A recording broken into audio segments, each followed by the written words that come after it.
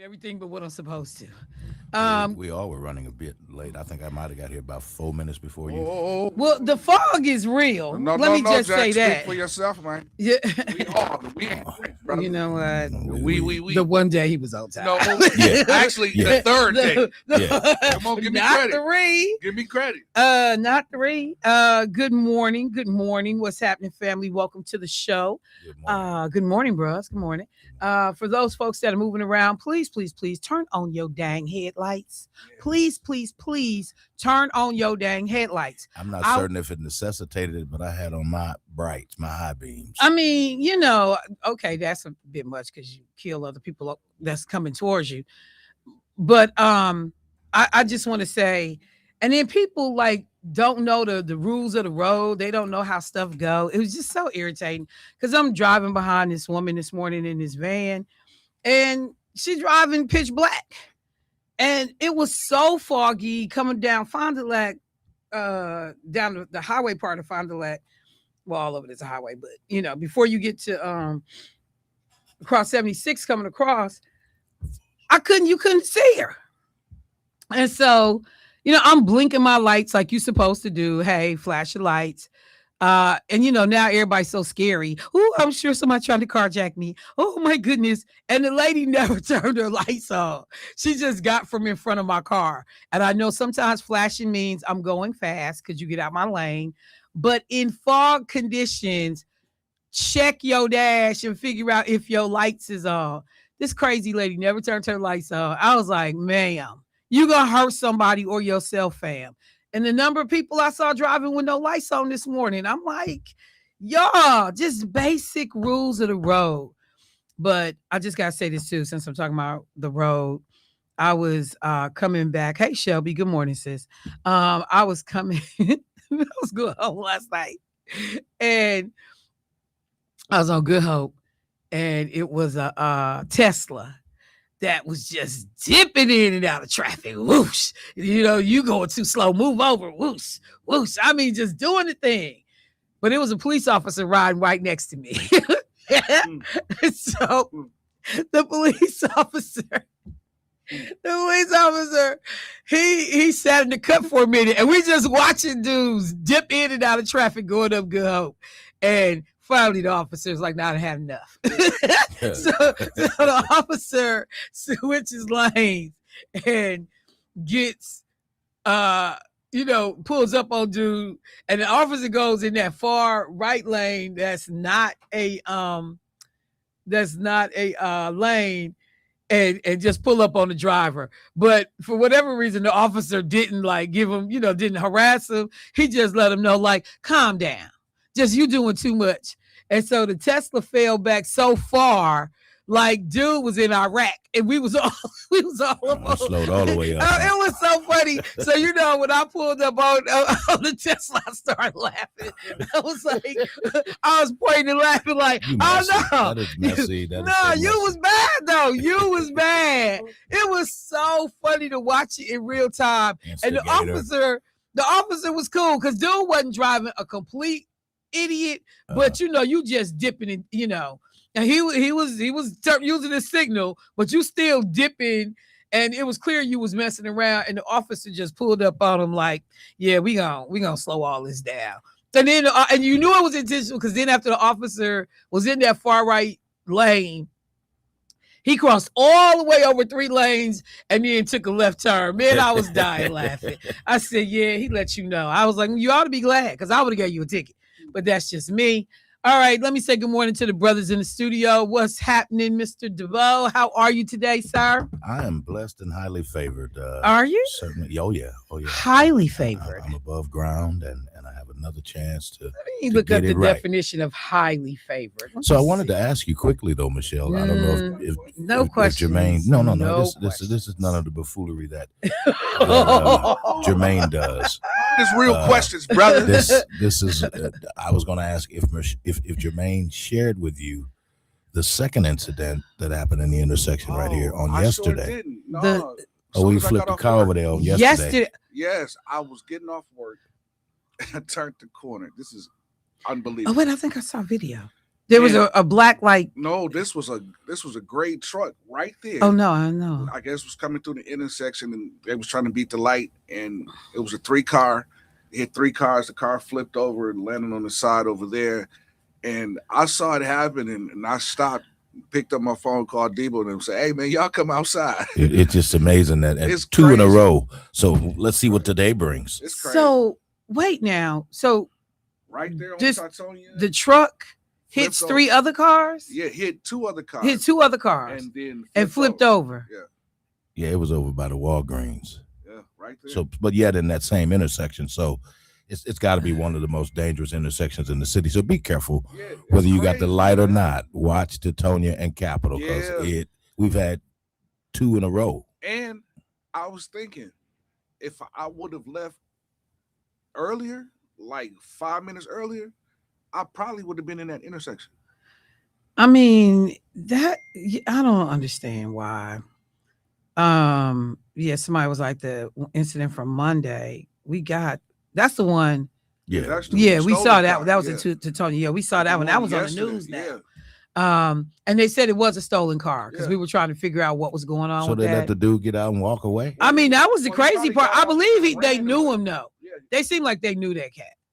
Cause Wow. They gonna catch him. yeah, they seemed like they knew him because if some rando just stole your car Yeah. and if you doing all of that to get the car back, then why you not going after him to hold him till the police come? Yeah. And he didn't look like he had no weapon or nothing on him. Big, tall, goofy looking child. Yeah. And they just let him run away. It was probably like a boy. But I just can't believe though that you was willing to do that much damage to your car trying to get your car back.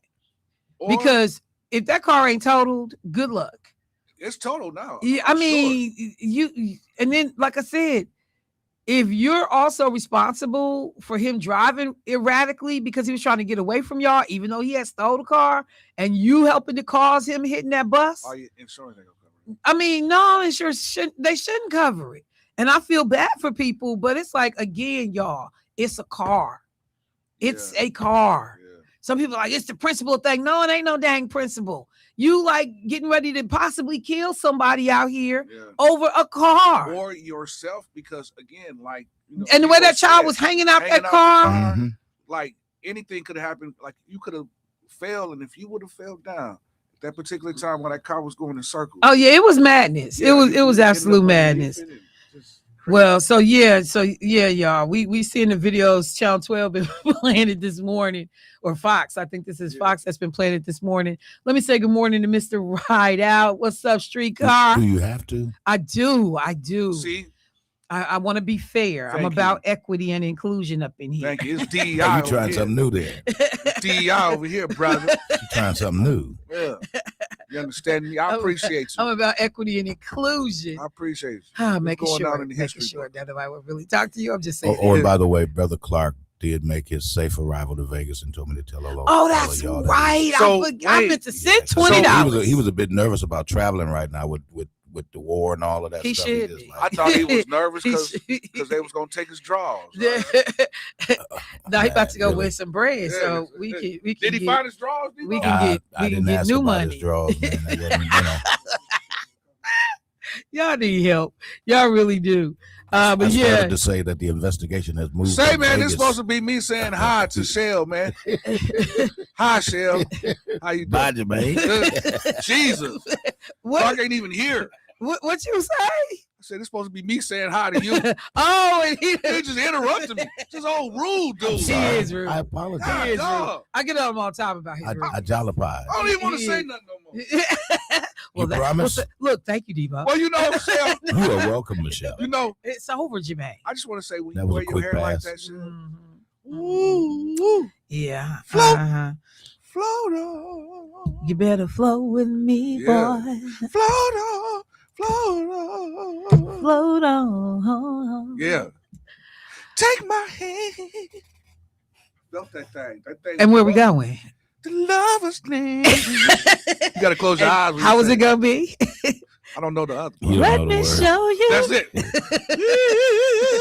no, see. I felt that. See, I felt that. You thing. gonna put a church on I felt that everything. thing. That thing was Boy, bubbling. you know what? Boy, that thing was bubbling. I'm done talking I to you, had to Jermaine. release I that hate thing. when I waste my time talking to you. I hate when I waste my time. Good morning, Dion.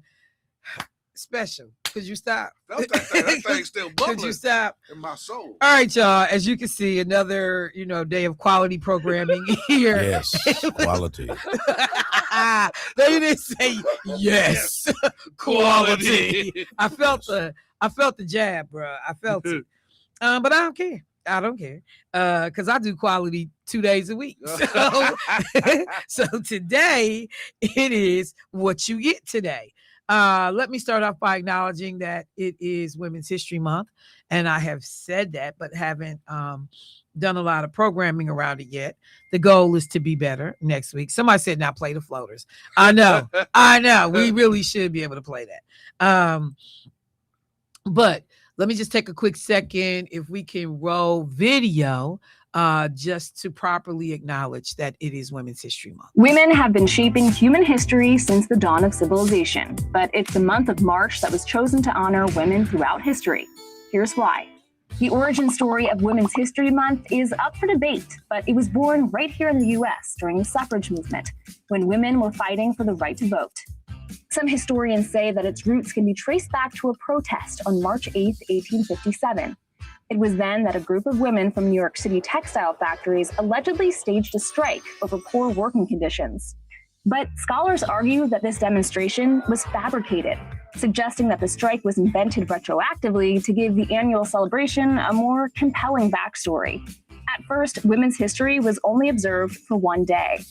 The Socialist Party of America first declared National Women's Day in 1909 amid the women's rights movement, but the idea quickly spread around the globe. The idea of an International Women's Day was proposed and approved in 1910 at the International Conference of Working Women in Copenhagen, which we now celebrate every year on March 8th. Fast forward to the 1970s in Sonoma County, California, where a group of people were fed up that women's history was being left out of the classroom. The first Women's History Week was celebrated in March 1978, culminating with a parade in downtown Santa Rosa, California. This local celebration turned into a movement. Activists pushed to make this week official, and it worked. In 1980, President Carter issued the first presidential proclamation, declaring the second week of March as National Women's History Week. And that momentum kept growing. In 1987, Congress officially declared March as National Women's History Month. A special presidential proclamation is issued each year, which honors the extraordinary achievements of women in America. But more than 30 years later, the fight for gender equality continues. In 2020, for every dollar a man made, women made 82 cents. So, I will just say that I am going to definitely do more in relationship to making sure that we are honoring Women's History Month. After the conversation on the radio yesterday with a caller who just the level of disrespect, the level of ignorance used to talk about Congresswoman Jasmine Crockett, then I'm looking at stuff that was going on the Hill in terms of some of the committee meetings and hearings, and they had Christy Nome, who was brought in before a congressional hearing, and they were, asking questions about how the Department of Homeland Security is being run. And in the background, I see her husband sitting there. And I'm like, why is your husband at your job? And I got to go back and look and see what her husband does. But I was like, why is your husband sitting there?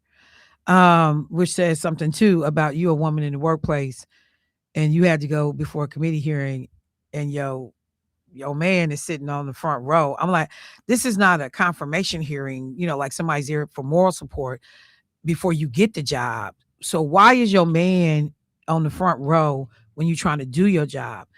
As women, we have so many challenges and hurdles that we make look easy. I tell people all the time, we make it look easy. Folks are able to do these jobs and other folks step up like, oh yeah, I got it. And you realize like how much you did not see behind the scenes that was going on, early mornings, late nights, missed lunches, to be able to make this stuff look effortless.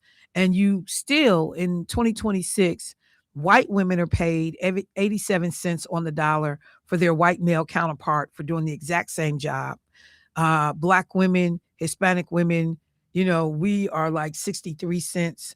It might have, one time I thought they said it might have been 77 cents, but I think it's 63 cents. And then 57 cents for Hispanic and Black women. Asian women, it's funny that they never get factored into the equation. I would hope that, their rates are comparable for the work that they're doing, but they most likely are not paid well either. And then other groups, indigenous women, the stats you just don't see. So we certainly will do everything that we can. And I want to see if I can find this one video. I had thought I sent it to myself because they talked about the sorority that I'm happy to be a member of, Delta Sigma Theta, during the women's suffrage march, which was actually commemorated on March 3rd. And Noam's husband may have been there because she was asked about having an affair. Yeah, but that didn't have nothing to do with him, because she was asked about having an affair with Corey Lewandowski, although why anybody would get with Corey Lewandowski is beyond me. But yeah, he wasn't there for that. Like, it's still your job. You're not going into the personnel meeting with your spouse if somebody says your spouse had an affair with a subordinate on the job. That's just not how that go. But the women's suffrage movement, there was this great piece that was done, real brief. I'm gonna see if I can find it on one of these breaks. But it just talked about how when the white women and say abolitionists and advocates for women's rights were getting ready for this march, they had women come in from all over the world. There were Asian women that came in. There were women from Germany that came in. And they initially, though, white women did not want Black women to participate in the women's suffrage movement in that march that day. They were worried that white Southerners would be offended by Black women as a part of the coalition, that it would hurt the movement. And so they did not want them there. But they reluctantly went along, but said, if you come, you must march in the back. And so I've talked about this before. So women that were not American citizens were being invited to walk up front, in solidarity with American white women, but Black women were being asked to walk in the back. So there were 40 Black women that were there that day. And many of them were members of Delta Sigma Theta sorority, who their very first act of social action was to say, hey, no, we'll be there and we marching. And, because ain't I a woman too, if we gonna invoke Sojourner. And so when they got to the march, there was an effort again to put them in the back. Ida B. Wells did, and if you don't know who Ida is, I need you to look up Ida. But Ida dips out like she was upset and she was gonna leave the march. And Ida weaved her way through the crowd. And when the Illinois delegation stepped off, Ida B. Wells was standing right in front. And so you saw women, Black women, who was like, no, we ain't standing in no back. Oh no. And the story is just phenomenal. I absolutely adore these fighters, these sisters that was willing to put it all on the line. But the idea that I'm fighting other women, and they marched knowing that whatever rights were going to be afforded, they wouldn't be the beneficiary of them immediately. But what they were doing was laying the groundwork for their own rights, for their own suffrage, for their own ability to go back and push against the system. But they understood that right now, this has to be a greater good moment. And so yes, so white women get the right to vote.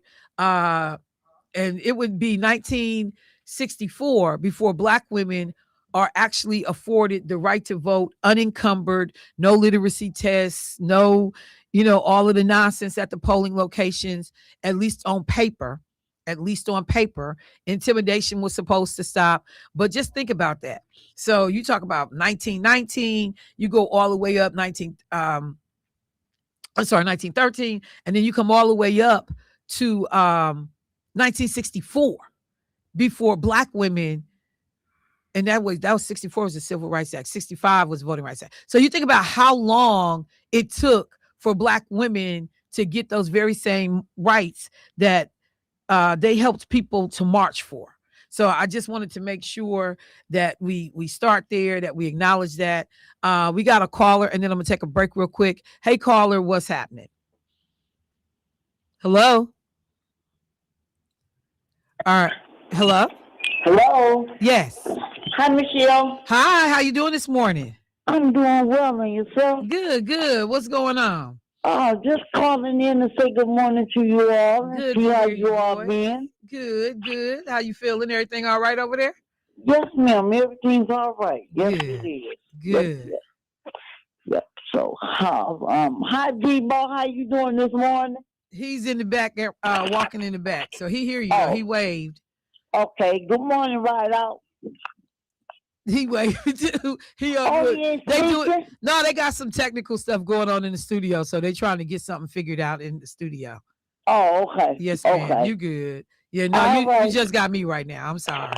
Okay, well that's all right. It ain't no problem. You just as good. You just as good as they is. Well, I Even better. appreciate it. Now we talking. Even Oh, better. look, now who want to run Now in I'm here? back. Hold on. Watch your mouth, woman. Watch your mouth. Ain't nothing better than me. Oh, Now, y'all watch so yourself. childish, man. Don't break your neck trying to get to the mic. Childish. Watch Good yourself, morning, woman. right out. Good morning there, Miss Angela. Oh my How are you, love? God.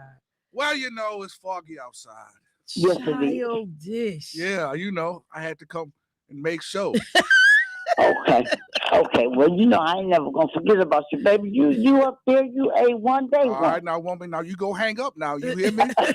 Don't hang up on me right now, cause I will come up there and call you. I said you hang up now. You hear me? Oh yeah. Okay. Okay. Goodbye, you all. Have a good day. All right. What? Angela doing what somebody told her to You do? hang up now. You hear me? This is new. She must be feeling real good this morning. She did what you told So her. stupid. Let me take a break, and when we get back, we got to talk about a number of issues. But look, let me be Debo. I would be remiss Oh no. if I did not start with the Department of Homeland Security. And Yeah, that's foolish.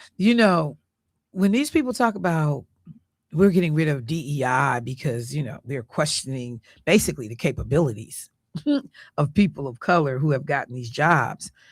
Man, this whole administration is disgrace. It's disgraceful. Christy Nome, I'll talk about it on the other side. I'll be right back. Clear.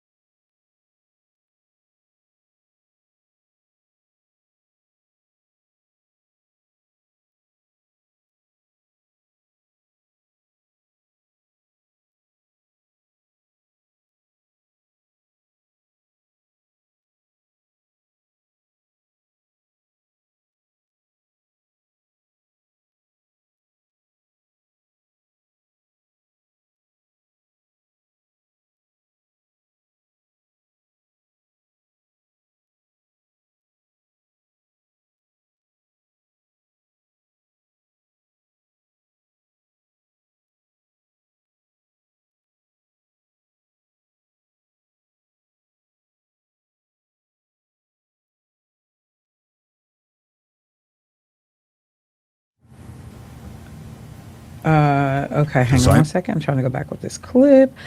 All right, y'all. I'm sorry because I wanted to find Someone yields this. back. Unanimous consent request from the gentleman from Texas. Yeah, Mr. Chairman, I ask unanimous consent to insert the record an article from the Hill Country Community Journal, Kerrville's hometown paper, outlining, and is titled, Kristi Noem Joins Governor in Support of Kerr Community, Tours Areas of Destruction, from last summer. I was personally there. Without objection. Secondly, I'd like to insert into the record an article titled, Trump Recounts Daring Texas Flood Rescue Reunites Camper with Coast Guard Swimmer at State of the Union, for the record. And I thank the Secretary. Without objection. The gentleman from Colorado is recognized. Thank you, Mr. Chairman. Good afternoon, Madam Secretary.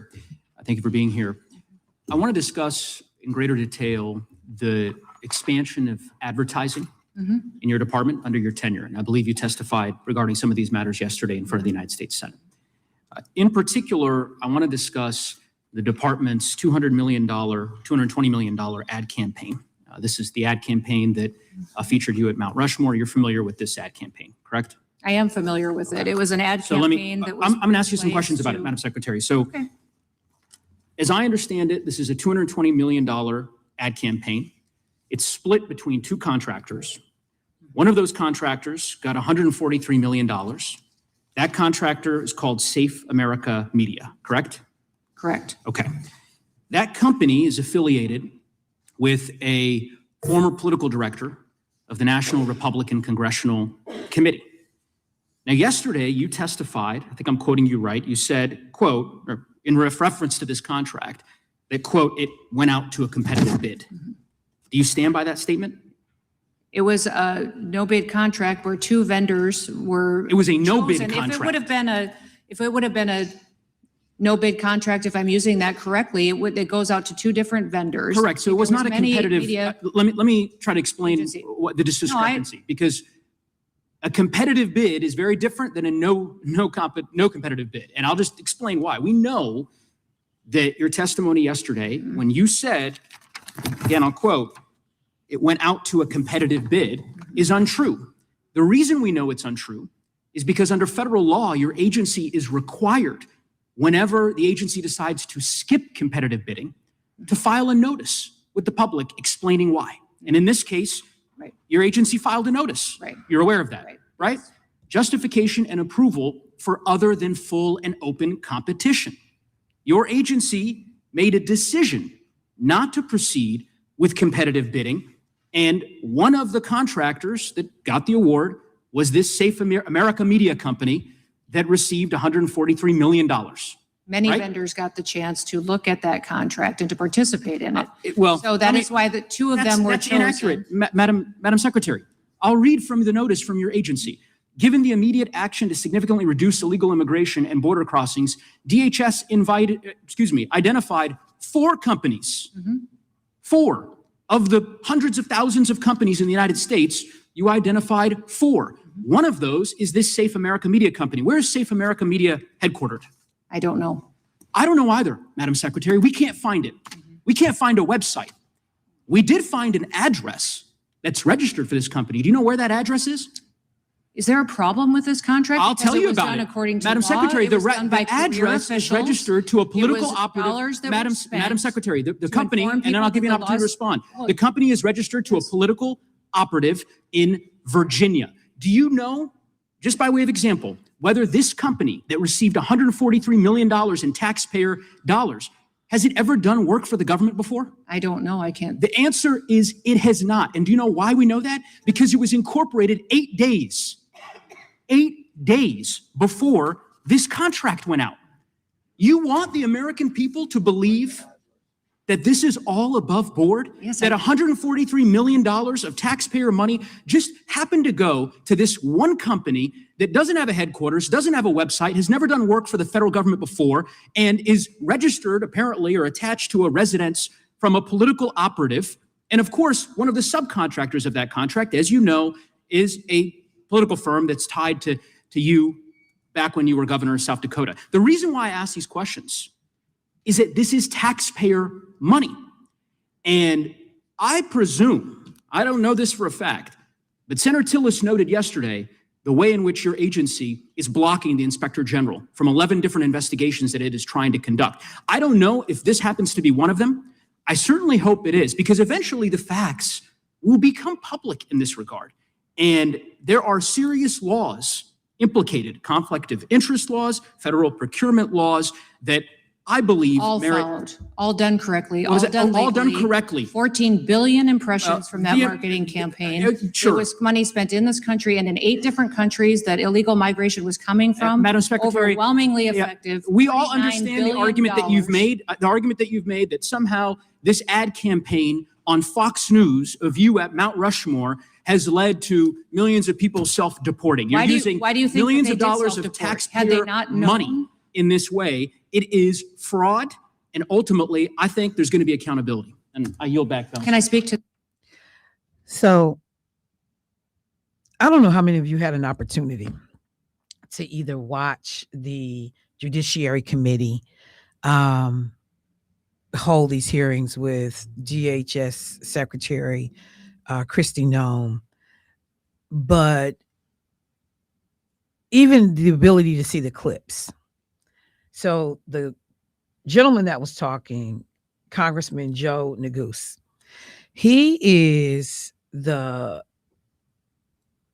brother that was a part of the impeachment team when he and Jamie Raskin and the folks that were put on that impeachment team put on a literal clinic when they went after Donald Trump and made the case to impeach Donald Trump.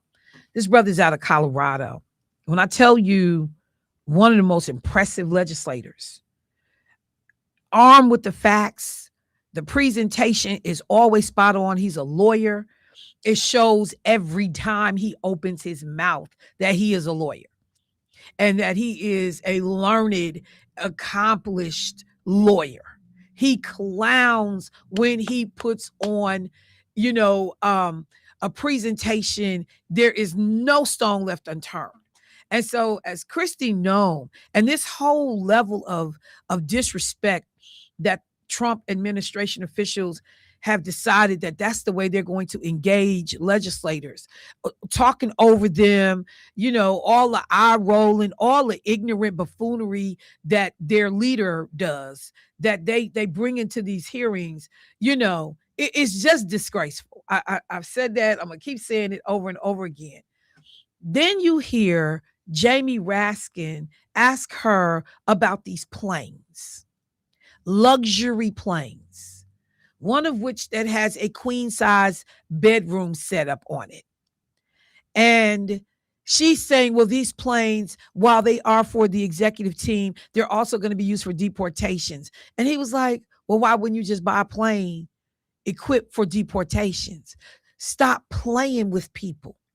You are spending taxpayer money in a way that is absolutely outrageous and shameful.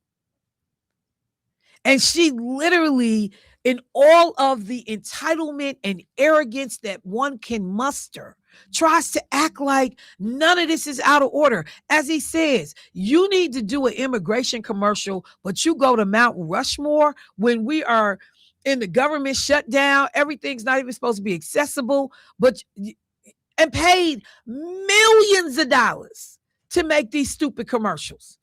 And he wants to give herself credit. People self-deported because of my commercials. Like, to remember that line in the first Trump administration campaign, we are here to drain the swamp.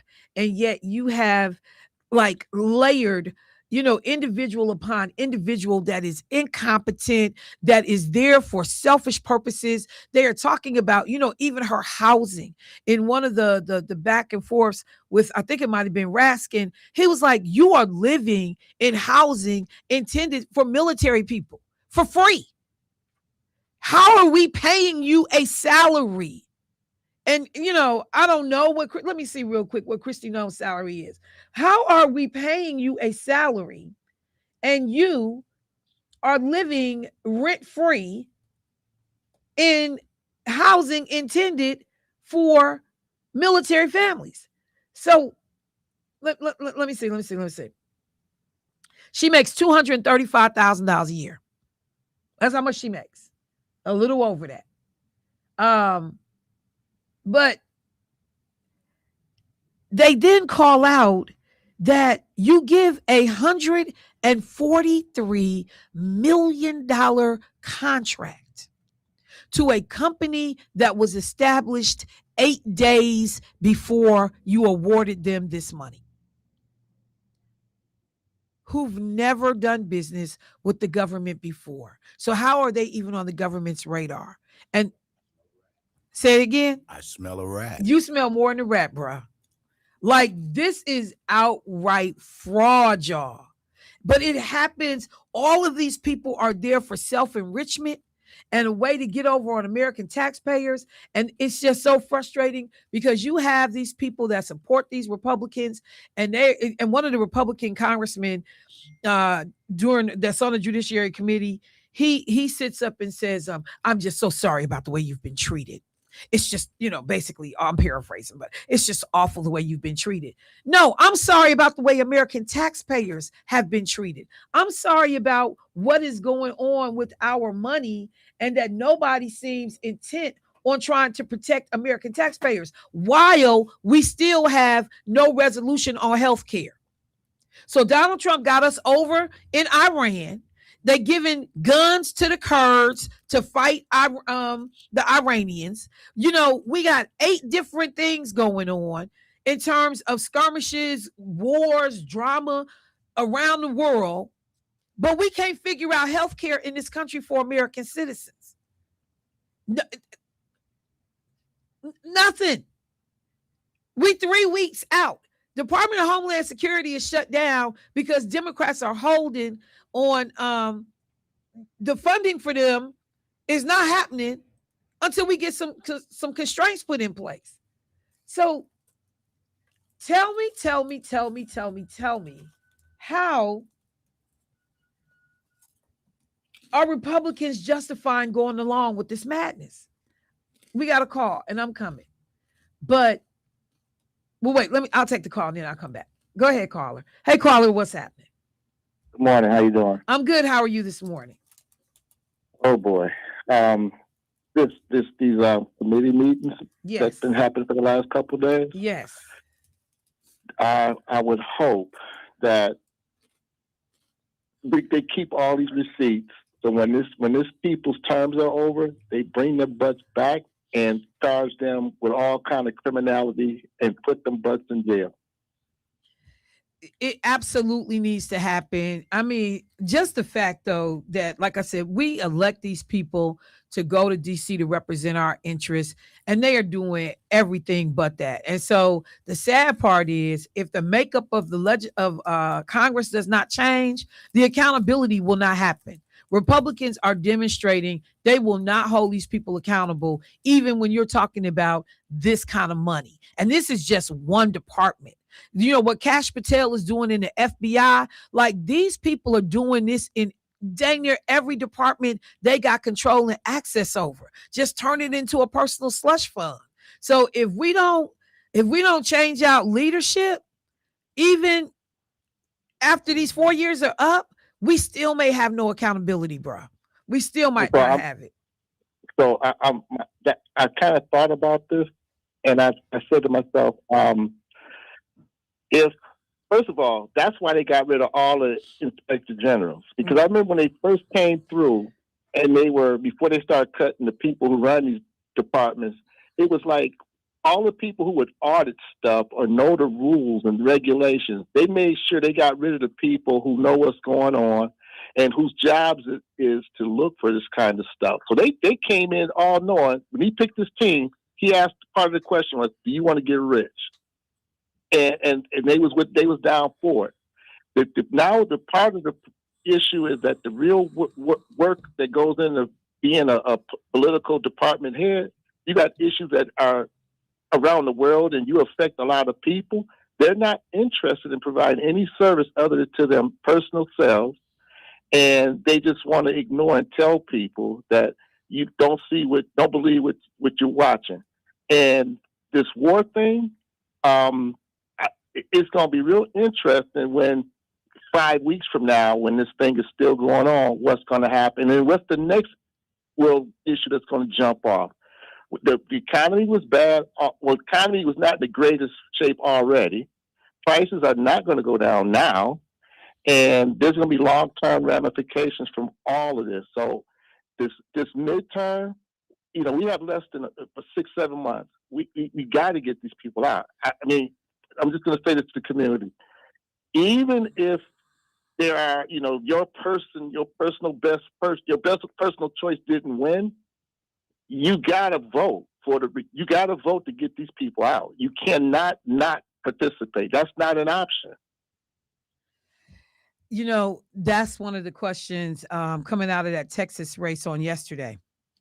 People that were upset about the way that Republicans behaved, changing around some of the polling sites, and knowing and feeling like Congresswoman Jasmine Crockett had been disenfranchised, the voters had been disenfranchised, voter suppression had engaged, and so people were trying to do their best yesterday to tell people, look, I know you mad, but you cannot walk away.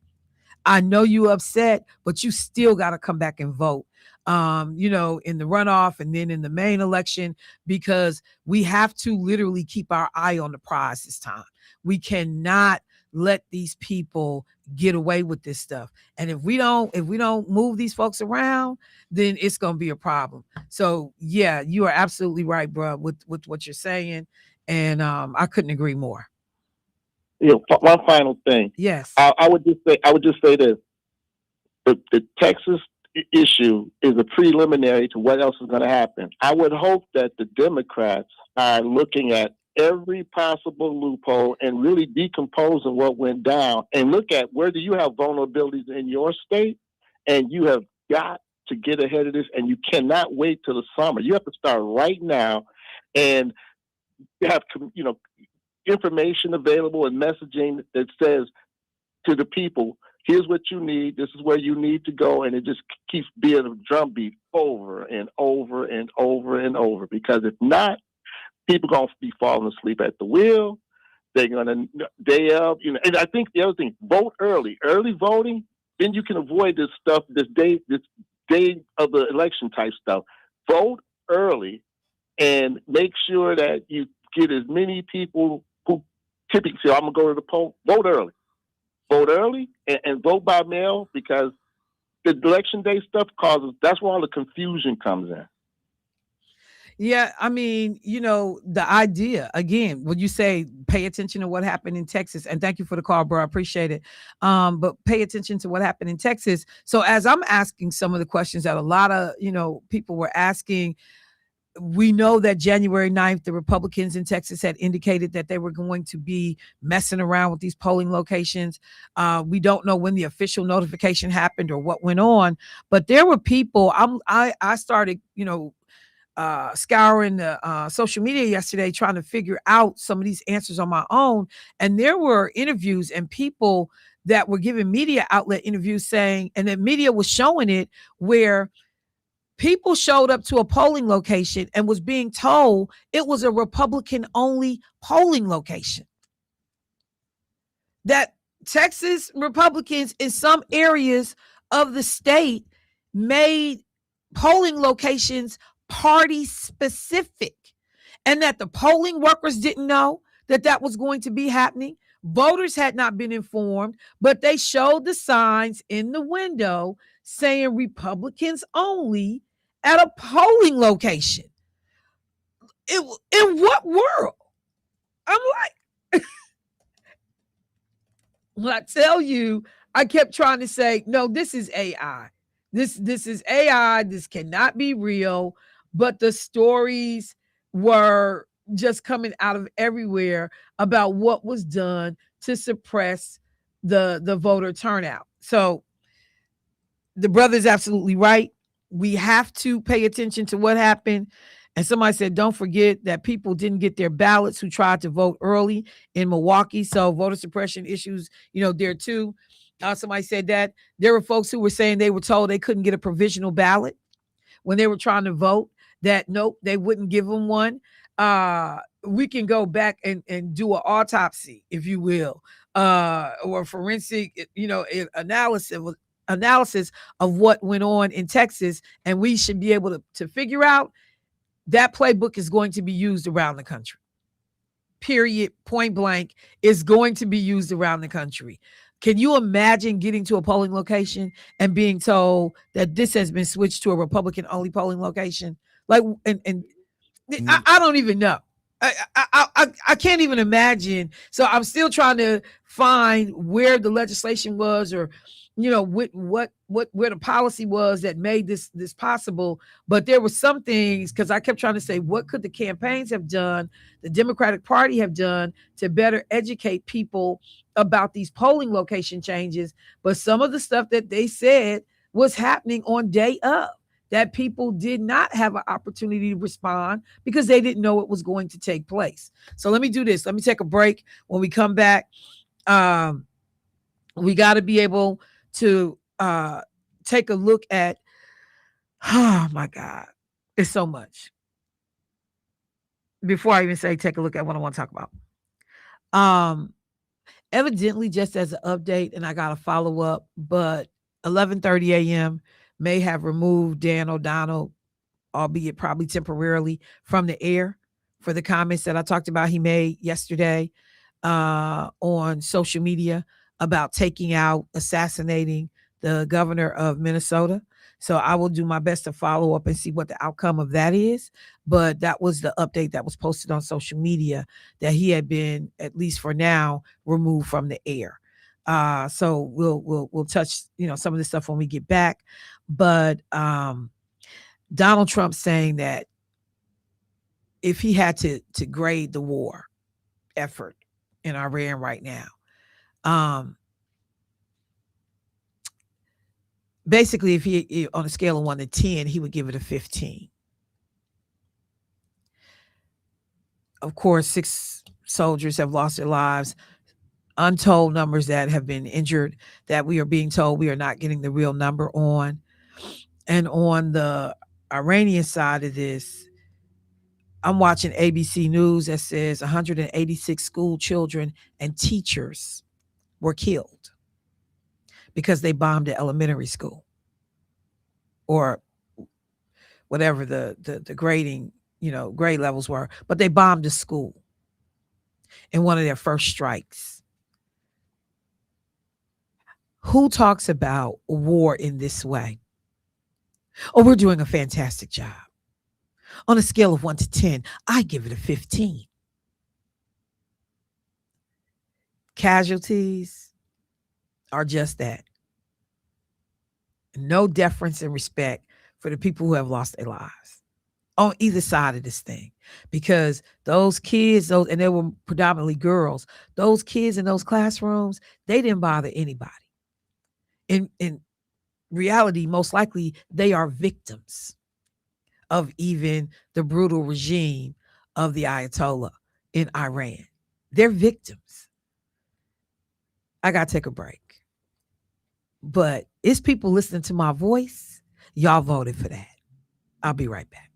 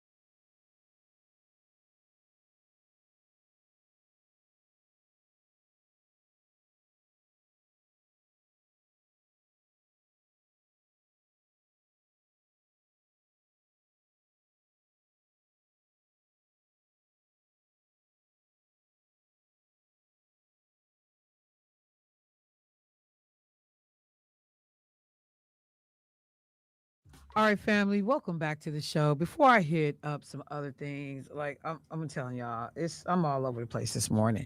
It's so much going on. Um, Jay shared with me a post that was done by Richard Hines, who is one of the Hines family members um, here in Milwaukee. He posted something 8 hours ago that said racial profiling is real. I was at the Milwaukee Bucks game with my wife, just enjoying the night, when an MPD officer suddenly rushed over and started questioning me because he said I looked like a wanted suspect. When he showed me the photo, we looked nothing alike. Yet I was surrounded by officers like I had done something wrong. It was a crazy experience. And for the record, no, all Black people don't look alike.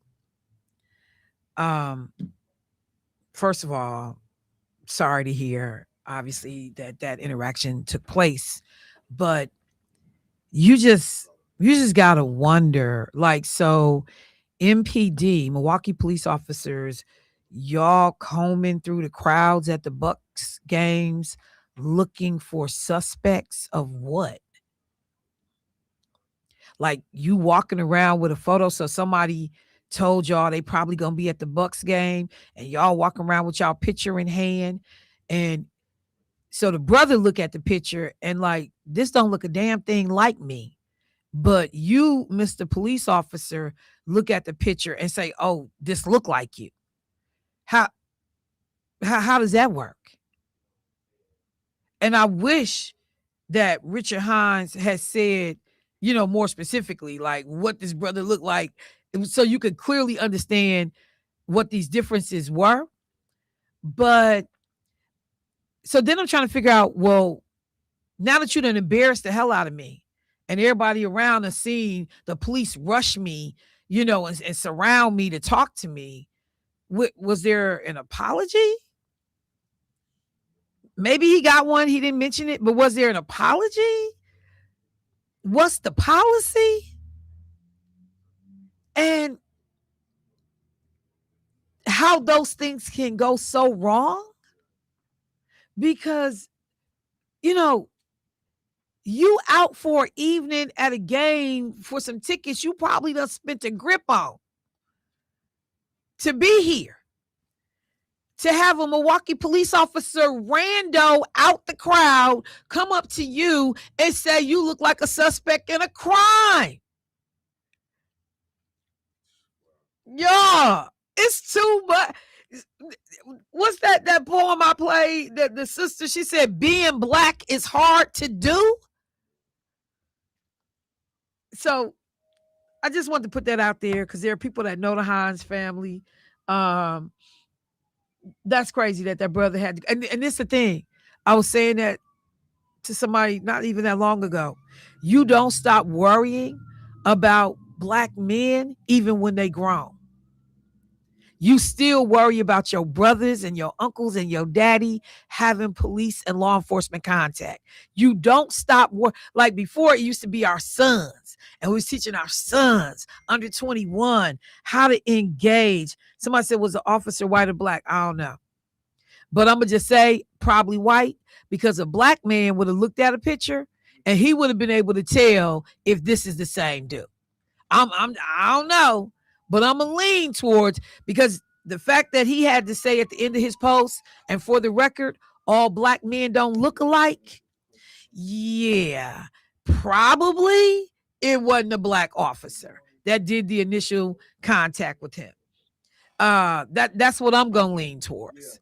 Because a Black person would look at a picture and be like, that don't look nothing like dude. And I mean, I don't think so. If it was a Black officer, I'm sure he wouldn't have said all Black people don't look alike, because we only say that when white people. Yeah, when white people have come up with this mistaken identity and all this old nonsense. But I'ma just tell you, when you get caught off guard like that, and not losing your composure and not snapping out, it is woo.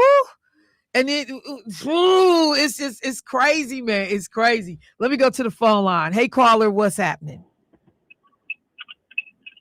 Hello. Good morning, Michelle. Good morning. Good morning. To all the brothers in the stadium. In the studio. Yeah. Hey, Michelle, you know what I'm confused about? And then I'm going to get to my point. I never understood war. So if I think Michelle and Wright are going to do something to me, and so I get you first, how is that justified? It's not. Or if you murder my daughter, how come I can't murder you or your daughter without getting in trouble? You know where I'm going with this? So I never understand that this war stuff. So that you can just say, oh, I thought they was going to do something to me, United States. So I couldn't wait till I did something to them first. But if you are referring to the statement that Donald Trump made, all of that's nonsense. Right, Michelle. He didn't think nobody was getting ready to do nothing to the United States. He's lying. He is lying. Michelle. Like, this wasn't Michelle. preemptive. You know, you and Marco Rubio and your administration officials all got different stories about how and why we are even involved in this right now. But no. And then you go sit up in all of your blustering ignorance and say, I had a feeling. We're not, and then little Miss Press lady comes out. Well, it's feelings based on facts. No, you got facts. We don't operate off feelings. We operate off facts. You have killed 186 children and teachers on a feeling. On a feeling. 6 American soldiers are dead now based on your feelings. Go ahead. And so my grandchildren, that's the point I was coming to. So, you know, I listened to you in the car or at home. And, you know, the grandkids was in the car, right? And it just blew them away because they was like, oh, where did this happen at 180 kids? Who did that? And I said, we did that. Who, we, United States? And I'm like, yeah, we did that. 180 kids, Pawpaw, and they teachers. He said, how are the parents feeling right now? And I'm like, right, guys. He said, what's wrong with us, Pawpaw, that voted for this man? How come they didn't vote for Kamala Harris? Now, this is an 11 and an 8-year-old, Michelle. See. And so our kids are aware of what's, they even got enough common sense to know that something's wrong with this man. And the fact that, you know, he heard me mention it, and thank God you expose these kids to information. But to see the way our news is not really like highlighting, because the funerals for these people was massive.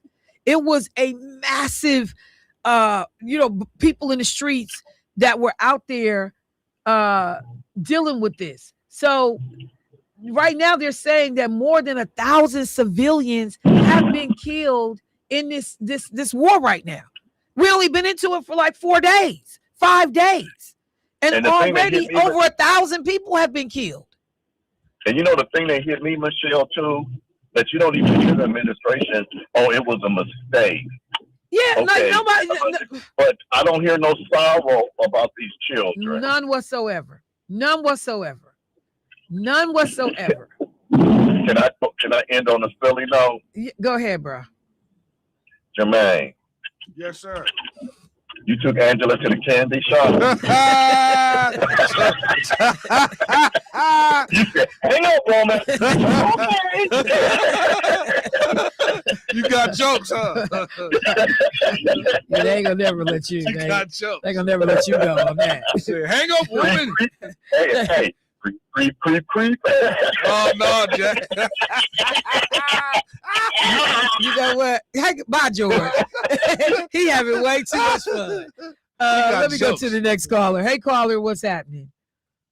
Oh, good morning, Miss Michelle Bryant. What up, stranger? How you doing this morning? I'm doing quite well, and thank you so very much for asking. And how about yourself? No complaints, sir. No complaints. And good morning to the Honorable Mr. Devo, Jermaine Rideout, Papa, and Chocolate Superman, Mr. Cat Cartet. Chocolate Superman. Hey, Clark Kent. He's not here, Devo. I mean, JT, he's not here. Oh, he's not? Okay, No, I'm sir. sorry. No, that's okay. I just want to let you know. I was going to ask him to watch out because Easter is just around the corner.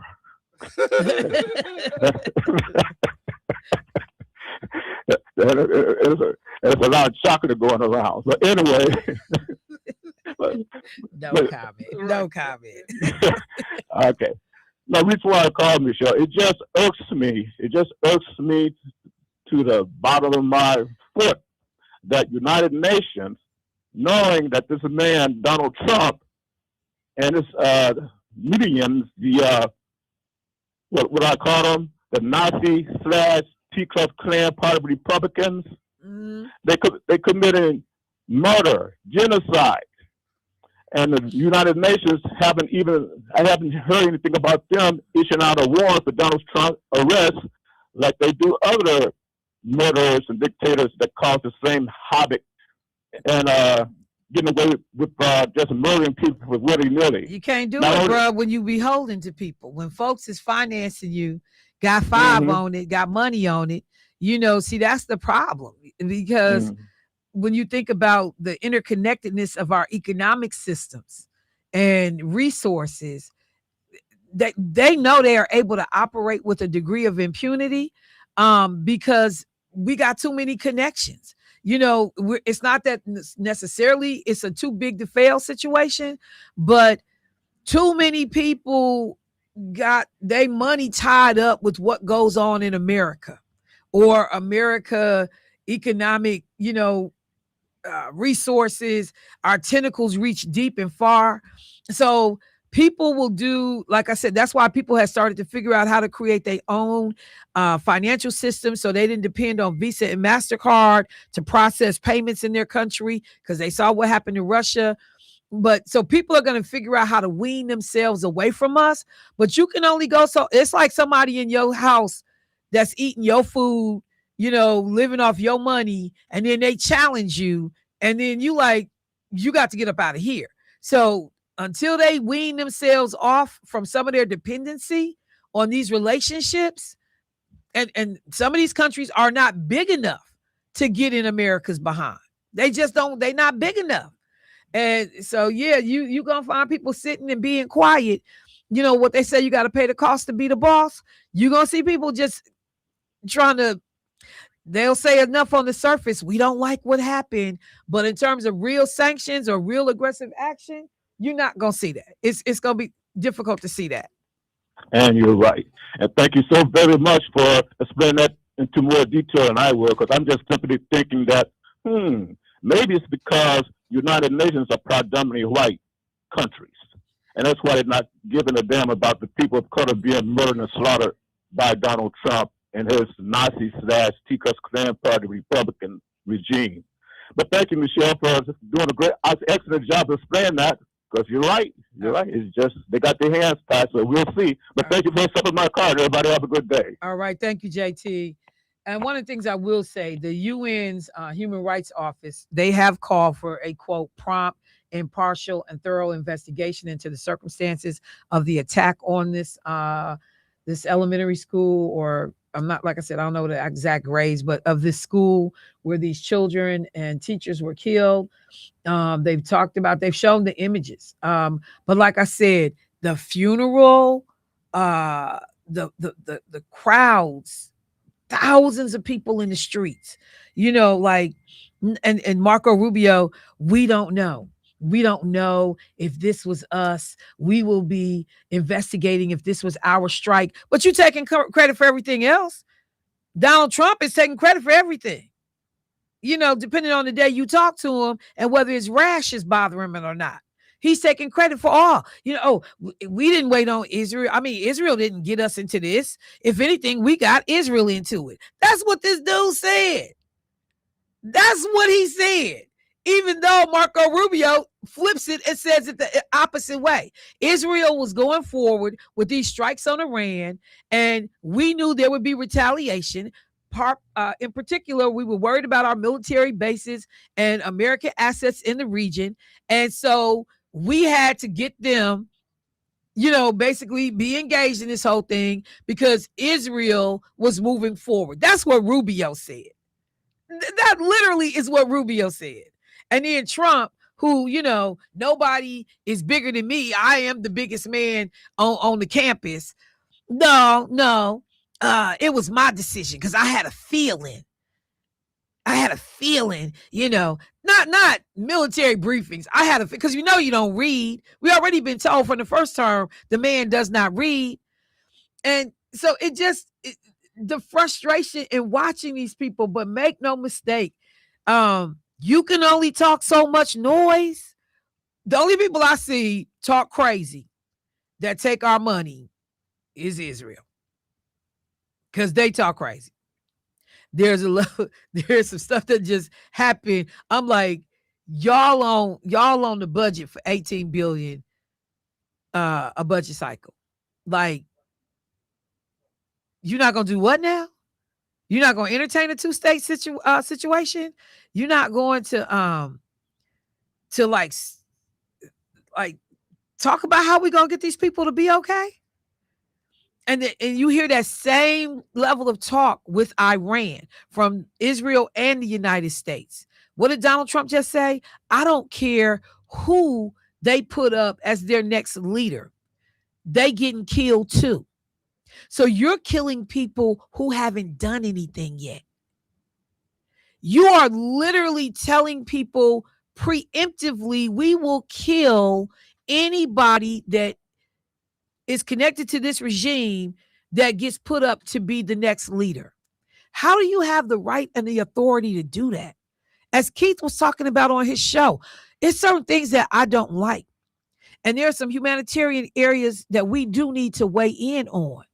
But you don't just get to kill any and everybody. Oh, wait, yeah, you do. Because that's what you're doing with these people on these supposed drug boats. And then you sit up like, an unintelligent moron and make a joke about, people don't seem to want to go out on fishing boats these days. Who jokes about killing people? Oh, wait, Dan O'Donnell does. My bad. Who jokes about killing people? That's in leadership in an official capacity. You doing this on the clock. On the clock. But definitely not serious people, because as you are talking about the Iran war getting ready to jump off, you're still at Mar-a-Lago. So you at the country club running point. You make up a makeshift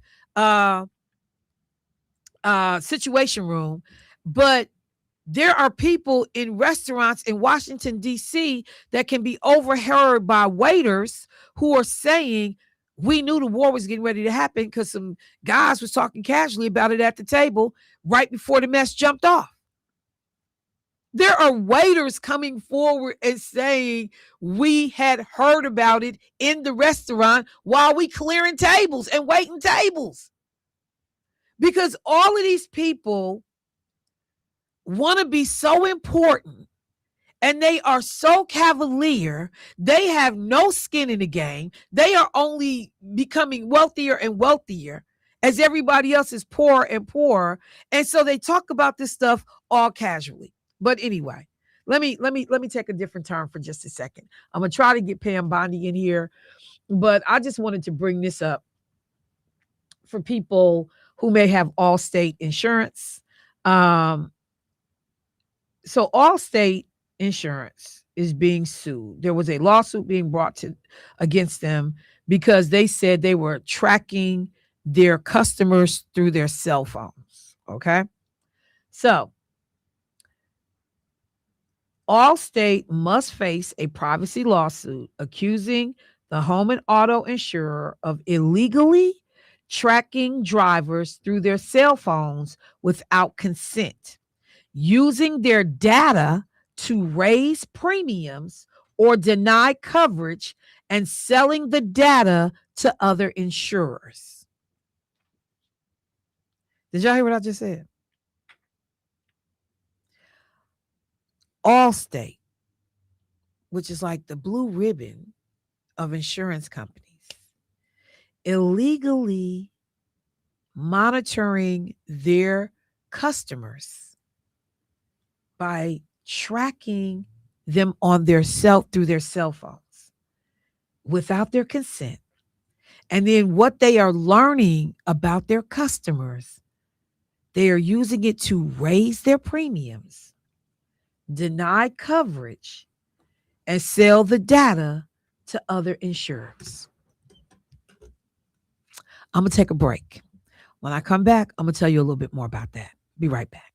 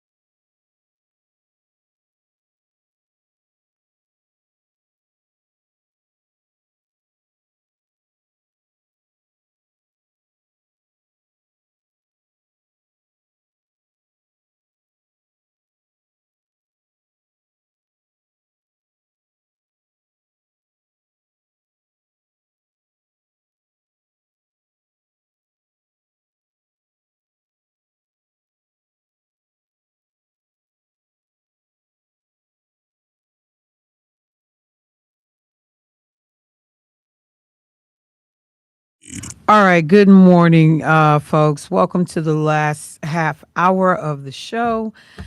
Before I went to break, I took a second to talk about the fact that a lawsuit has been allowed to move forward against Allstate Insurance Company, who has been using their customers' cell phone data to track their behavior in the car, and that they have the ability to raise premiums, to drop you from service, give your information to other insurers, to be able to, I guess, like, yeah, some substandard insurance companies, maybe you want to take them on. Here you go. We'll sell you their data. But one of the things that they're saying that drivers are now able to show is that, and this decision just happened in U.S. District Court up in Chicago on Tuesday, that the Allstate violated the Federal Wiretap Act by monitoring travel locations, trip distances, speed, acceleration, braking, phone usage, and attention to the road, and tried to monetize that data to boost profit. Years ago, I was talking to Lakeisha, and I was telling her I had just learned about this thing on my iPhone where I could go in and figure, and it could show me every place I had been and how long I had stayed there. And so she and I were on the phone talking, and I said, "No, Keisha, go here, here, here." And she was like, "Wait, girl, let me look and see." And so she went. She said, They know I've been to Chick-fil-A 17 times in like 2 weeks. She was like, this is my business. It was so crazy, though, because they could see she had been to Union Hill Church, how long the car or how long the cell phone was at Union Hill Church. Like, so you could look at her locations just like mine. You would know what to sell to me. You would know where I shop. You would know the things I might be interested in. And all of that is in your phone right now. Like, if you know how to access it, and I got to remember, because I don't even remember how I did it. I had saw it on YouTube, because there's this one site on YouTube that tells you all the different things about your iPhone that you may not know that it can do. And so I watched this guy's little tutorials, and he's like, okay, go to settings, go here, open this, do that. Now you can see, here is everywhere you've been in the last, like however many days. And I'm like, this is madness. So the insurance company using your cell phone data to be able to do that same thing. And so they have programs called Fuel Rewards, Gas Buddy, Life 360 also has this thing called Routely. And they tell people, we're going to use your information to give you better premiums, because if you're a safe driver, you got, you can get better premiums, but you also tracking everywhere I'm going. You're not just tracking how much, what my speed is, how fast I'm going. You paying attention to where I'm going. So if I'm on the seedy side of town, am I now a higher risk? If I'm in zip codes that have a lot of a lot of car accidents, am I a higher risk? Do I potentially get dropped? Somebody said American Family monitors you through their driving app. And again, it's one thing if you doing this under the guise of, as long as you're a safe driver, we're able to see that, and we're able to lower your premium based on that. Don't tell me you tracking me where I'm going. That's different. I don't need you knowing I was parked over at so-and-so house, at 6 o'clock in the morning. You supposed to be monitoring, I'm assuming, my speed and, my braking. I'll give you even my braking. But this is one of the concerns when you think about what's happening at the federal level with one of the AI companies being able to say, no, we got to have some guardrails on what you can do with people's information. Even with the federal government, we have to have guardrails. So I just want to always be mindful. And this stuff has, benefits. I know I heard that, I don't know if it was in Colorado, but wherever they've been having all these avalanches, a woman was able to use an app on her husband's phone because her husband got caught up in an avalanche to direct uh, search and recovery teams where to find him, and he was saved. So it's not like there is not a benefit, but you just got to understand that when you choose to share your information with people, you may not always fully understand what people are doing with your information. And so I just want to remind people to be vigilant about what you're doing, who you letting have access to, because I'm going to tell you right now, and I'm not playing, I've said it already several times, I cannot stand the new Alexa.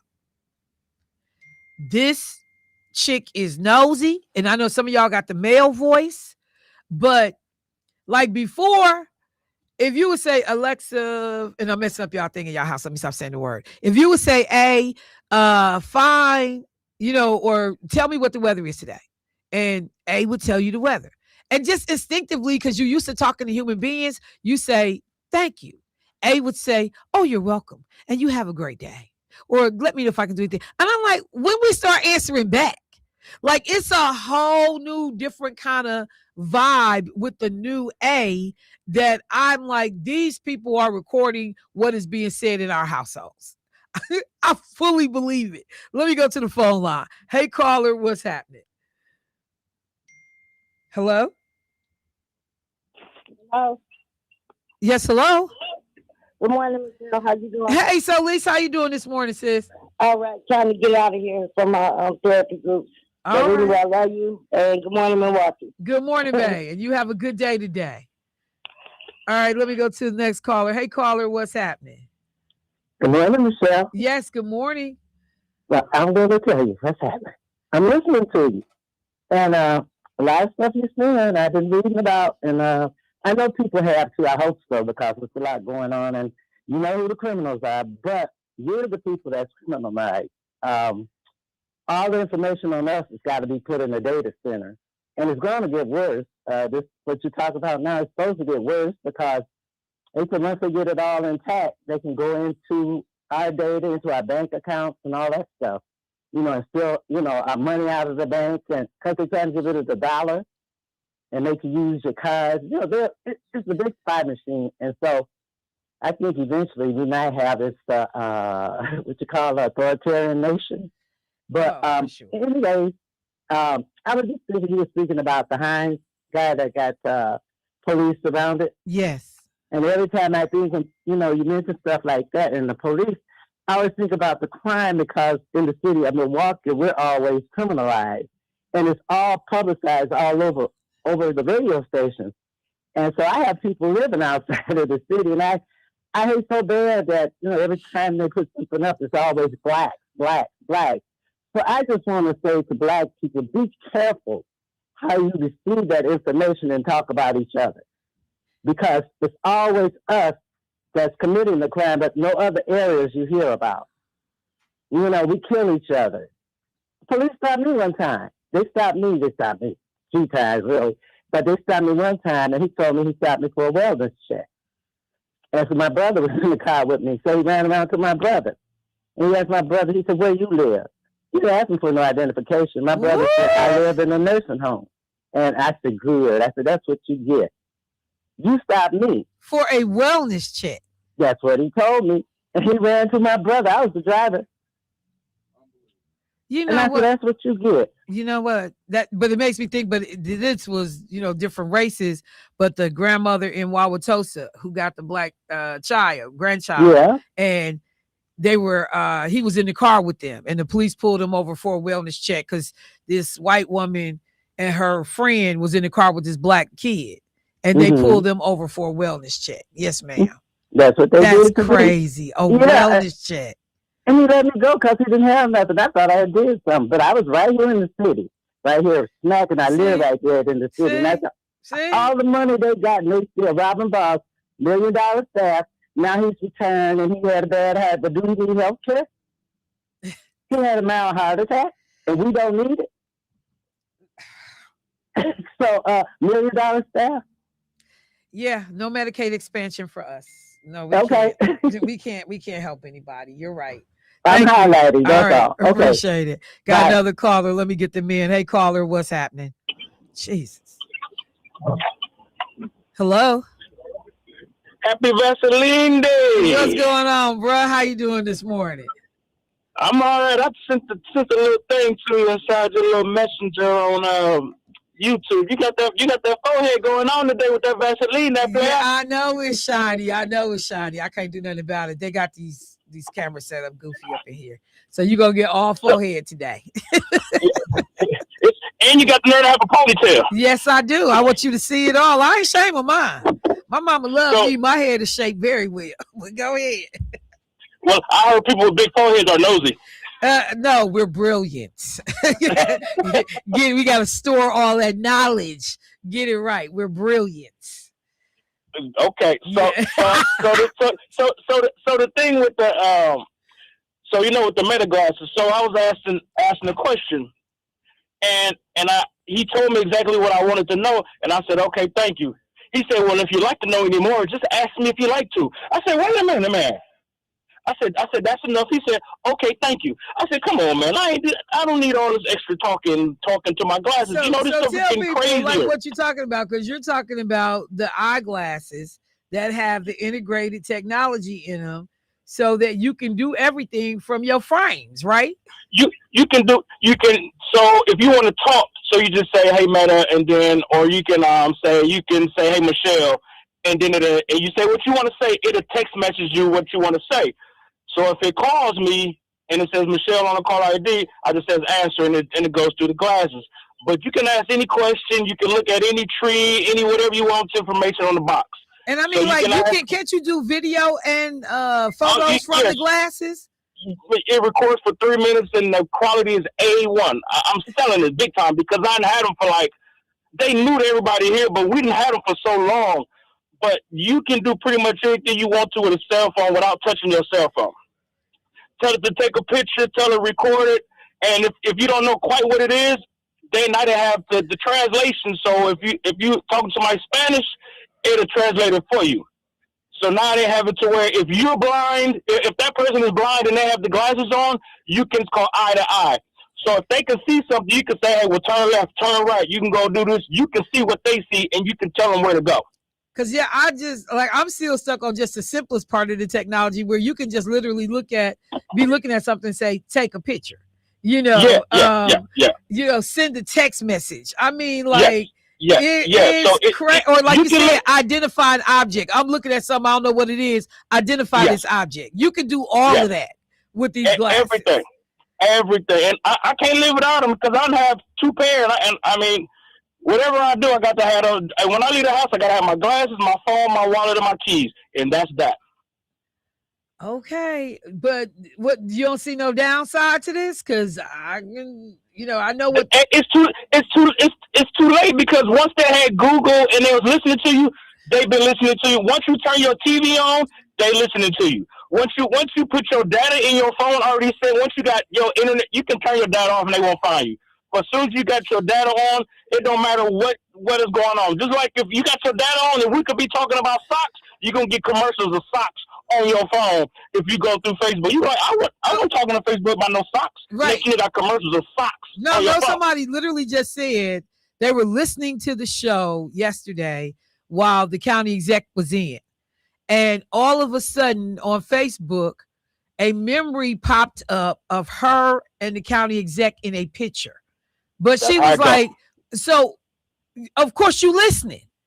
You listening and was able to go back and pull that picture up and present. And she sent it to me.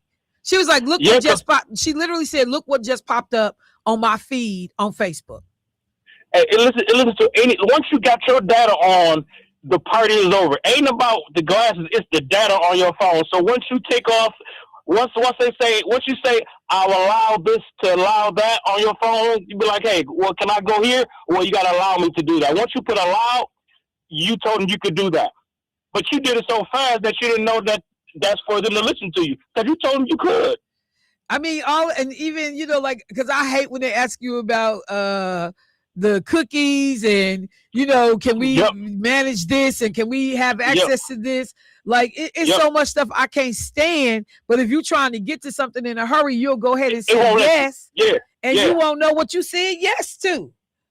Because you want to get to it. See, that's the same thing with Alexa. Because if you just, like I said, if you're just talking about socks, it didn't hurt everything you talking about socks. Next thing you know, you get in your car on your phone, you got socks commercials, knowing you was talking about socks in the house. Yeah, I know. Me and Keisha laugh all the time. I ordered some flowers for my aunt's funeral, and I did it from my computer. But we live in the same house, so internet, everything's in there. All of a sudden, she started getting ads from that floral shop on her cell phone that I had placed on my cell phone, and she brought her phone over. She said, "Look at my phone. Look at what's showing up on my phone right now. The funeral, the flower shop I had used." Also, too, tell people, when people is think they sleeping and their phone is up, their phone is up. Their phone is registering all the data that you done did that day, and then listen to everything that you done talked about. And then when you wake up in the morning, you're going to be like, all these different commercials through Facebook, Instagram, Google, all this stuff is going to pop up on your phone because you looked it up already. Yep. And I just pulled up some of the privacy and security risks connected with these phones. And one of the first things I had just said, Facebook notes that ads may pop up based on conversations or data shared with people nearby, such as being on the same Wi-Fi. Yep. And usually when I leave out the house, and once I'm done with my computer, I turn the Wi-Fi off, then I turn the computer off. Because if you turn the computer off, your computer's still on and your Wi-Fi is still on. They still generates what you type in and what you did because you didn't turn your Wi-Fi off. So when you turn your Wi-Fi off and your cookies is exposed, they getting all your information. That's how they be finding them pedophiles and all that because they doing stupid stuff on their computers. Dude, you looking up bombs. Do you think they're not gonna see that information looking up bombs, dude? Yeah, it's madness. I just like understanding how far this whole thing can go. And so many of us are already so fully exposed. We have no idea. Like you said, we begin to see little things that like, nah, somebody listening because how did this show up? Or how did, why did this happen? But the extent of it is way deeper. Somebody said something earlier that said the movie Enemy of the State is way Enemy of the State. Yeah. Yes. Okay. I'm gonna take this one back to you real far. I'm talking about so far. We've been on Teslas. We've been on Teslas since the 80s. You know why? Look at Michael Knight and Kit, the car. They've been doing that. All right.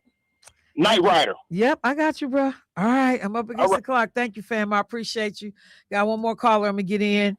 Hey, caller, what's happening, Lord? Real quick, Michelle. Yes. This ain't new. AAA been doing that for a long time, and the whole premise was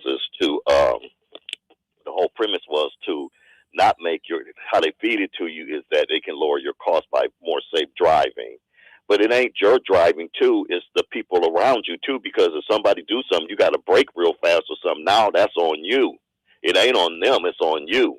So be careful of that. And the other thing I wanted to bring up too, and we don't talk about this anymore, we talk about all the other stuff he's doing, but what all the people that he killed over in Africa and stuff, because he stopped all that aid from going over there. I haven't heard anybody, and I'm kind of curious. Do you know how many people have died over there, Michelle, since he stopped sending that aid over there?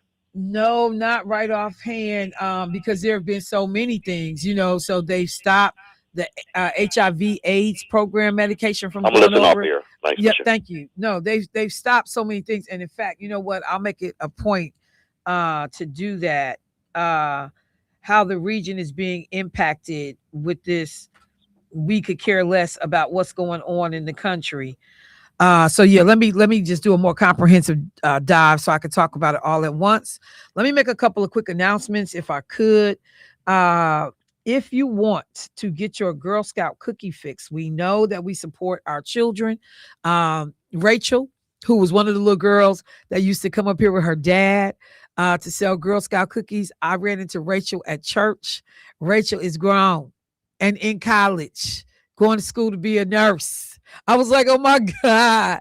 But we was pulling up over, where did Rachel live? Near Parkline or somewhere like off of Sherman. But we was pulling up to buy cookies from this baby. She is now grown and in college. So there is a troop leader and cookie captain event for troop 37742.